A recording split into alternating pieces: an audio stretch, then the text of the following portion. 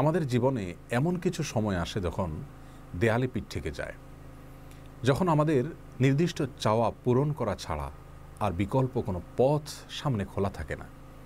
এ ধরনের পরিস্থিতিতে আল্লাহ রাব্বুল আলামিনের কাছে আমাদের মনের একান্ত কামনা বাসনাগুলোকে পূরণ করবার জন্য একটি বিশেষ পথ বাতলেছেন আমাদেরকে প্রিয় নবী সাল্লাল্লাহু আলাইহি ওয়াসাল্লাম, আর সেটি হলো ইসমে আযম। ইসমে আযম মানে হলো মহান নাম।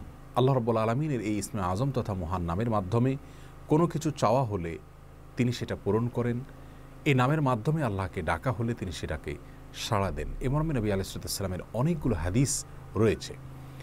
অনেক উলামা একরাম ইসমে আযম সম্পর্কে বলেছেন যে এটি হলো আল্লাহ রাব্বুল আলামিনের যে মূল নাম আল্লাহ, সেটি তার অনেকগুলো গুণবাচক নাম আছে। তমধ্যে থেকে আল্লাহ রাব্বুল আলামিনের যে মূল নাম আল্লাহ, এই আল্লাহ এই নামের মাধ্যমে আল্লাহ রাব্বুল আলামিনকে ডেকে যদি বান্দা কোনো কিছু চান কায় মনোবাক্যে অন্তরের গভীর থেকে, তাহলে সে দোয়া আল্লাহ রাব্বুল আলামিন অবশ্যই কবুল করেন।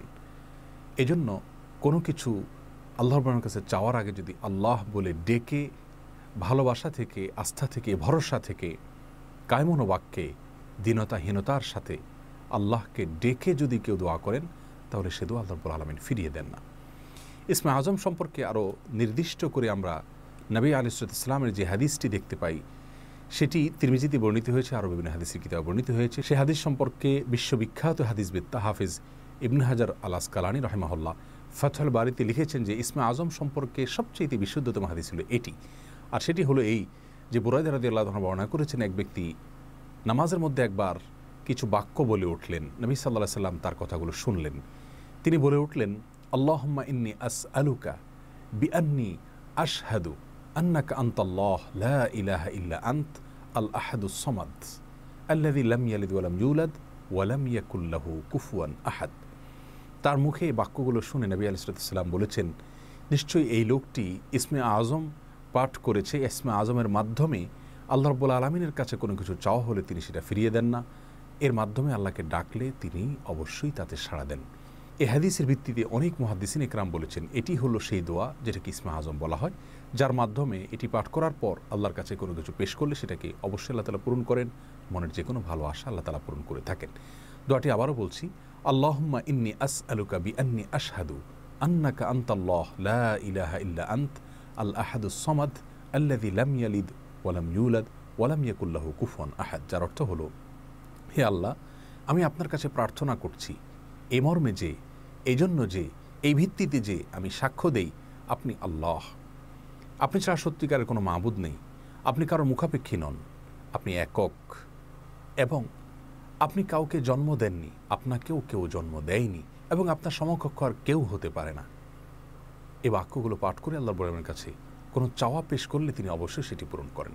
কেউ যদি অত্যন্ত সংক্ষেপে ইসমে আযমের মাধ্যমে দোয়া করতে চান, তাহলে তিনি আল্লাহ রাব্বুল আলামিনের প্রতি আন্তরিকতা, ভালোবাসা, শ্রদ্ধা, বিশ্বাস, ভক্তি এবং ভরসা রেখে আল্লাহকে ডেকে ডেকে মায়ার সাথে, মমতার সাথে আল্লাহর অনুগ্রহগুলোর কথা স্মরণ করে আল্লাহকে ডেকে ডেকে তার মনের চাওয়াগুলো পূরণ করবেন। এটা হবে ইসমে আযমের সবচেয়ে ছোট ভার্সন। আর যদি কারোর হাতে সময় থাকে, তাহলে তিনি ইসমে আযমের যে দোয়াটি আমরা কথা বলেছি, আল্লাহুম্মা ইন্নী আসআলুকা বিআন্নী আশহাদু আন্নাকা আনতাল্লাহ লা ইলাহা ইল্লা আনত আল আহাদুস সামাদ আল্লাযী লাম ইয়ালিদ ওয়া লাম ইউলাদ ওয়া লাম ইয়াকুল লাহু কুফুয়ান আহাদ। এই দোয়াটা তিনি পাঠ করবেন, করে আল্লাহর কাছে তার চাওয়া পেশ করবেন। জীবনের কঠিন মুহূর্তগুলোতে বিশেষ করে এই ইসমে আযম পাঠ করে আল্লাহর রাব্বুল কাছে দোয়া করব, সেটা অবশ্যই আল্লাহ তাআলা কবুল করবেন যদি দোয়ার মৌলিক শর্তগুলো আমরা পূরণ করে থাকি। হালাল বক্ষণ করা, কায় মনোবাক্যে দোয়া করা এবং দোয়ার ক্ষেত্রে আন্তরিকতা এবং ঐকান্তিকতা থাকা, এই বিষয়গুলোকে যদি খেয়াল করে আমরা দোয়া করি, ইনশাআল্লাহ বিইذনিল্লাহ আল্লাহ তাআলা আমাদের সে দোয়া পূরণ করবেন।